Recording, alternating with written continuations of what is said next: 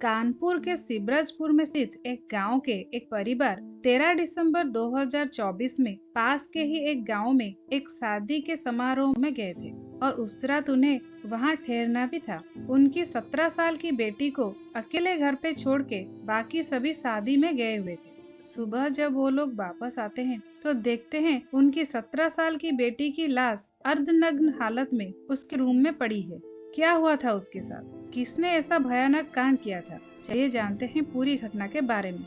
14 दिसंबर 2024 को सुबह जब उस लड़की की लाश उसके रूम से मिलती है, उसके बाद पुलिस और फॉरेंसिक टीम वहां पहुंचती है। पुलिस इन्वेस्टिगेशन करना शुरू है। फॉरेंसिक टीम भी एविडेंस इकट्ठा करने लगती है।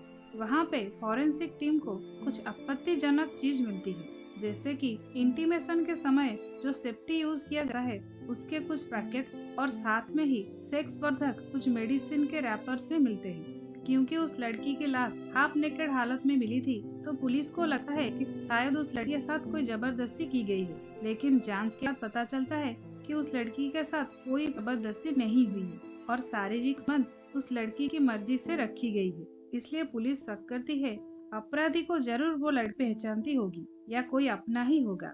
इसके बाद बॉडी को पोस्टमार्टम के लिए भेज दिया जाता है। ऑटोप्सी से पता चलता है मौत से पहले उस लड़की के साथ शारीरिक संबंध रखा गया है और ज्यादा ठंड में बहुत समय नग्न अवस्था में रहने से उसकी शरीर अकड़ गई और उसकी मौत हो गई। पुलिस उस लड़की की कॉल डाटा रिकॉर्ड चेक करने के बाद कुलदीप कुमार उर्फ शोभित का नाम सामने आता है।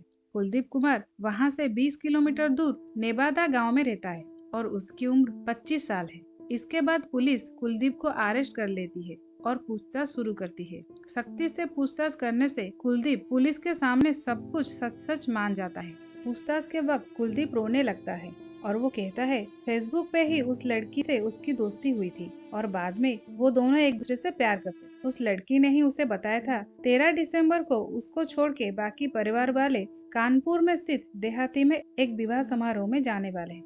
जिसके बाद 13 दिसंबर को लगभग रात के 7 बजे के आसपास कुलदीप उस लड़की के घर पहुंच जाता है और कुलदीप उस लड़की के साथ शारीरिक संबंध रखता है। इससे पहले कुलदीप कुछ शक्तिवर्धक मेडिसिन यूज करता है। इस तरह के मेडिसिन सेवन करने से और लैक ऑफ सेक्स एजुकेशन के कारण कुलदीप उस लड़की के साथ ब्रुटली शारीरिक संबंध रखता है। रात के 8:30 बजे से रात के 3:30 बजे तक वो 2 बार उस लड़की के साथ संबंध रखता है, जिसके बाद उस लड़की को कुछ इंटरनली इंजरी भी होता है और रात 8:30 बजे से रात के 3:30 बजे तक कुलदीप ने उस लड़की को एक भी कपड़ा पहनने नहीं दिया, बल्कि नग्न हालत में रखा, जिस वजह से उस लड़की की हालत खराब होने लगी। ठंड के कारण उसका शरीर अकड़ने लगा। कुलदीप ने चूल्हा जला के उस लड़की को उसके सामने बिठाया ताकि उसको गर्मी मिल सके, पर कुछ भी फायदा नहीं हुआ, बल्कि उस लड़की की हालत ज्यादा खराब होने लगी और वो बेहोश हो गई। जिसके बाद कुलदीप वहां से भाग जाता है।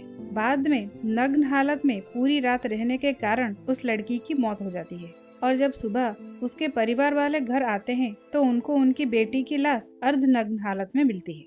लड़की की उम्र 17 साल होने के कारण वो नाबालिग होती है और उसकी मर्जी होने के बावजूद वो नाबालिग थी। इसी वजह से कुलदीप के खिलाफ पुलिस रेप और पोस्को एक्ट लगाती है और अपराधी को जेल भेज दिया जाता है। अगर आपको वीडियो पसंद आया तो मेरी वीडियो को लाइक और शेयर जरूर करें और मेरे चैनल को सब्सक्राइब करना बिल्कुल मत भूलें। धन्यवाद।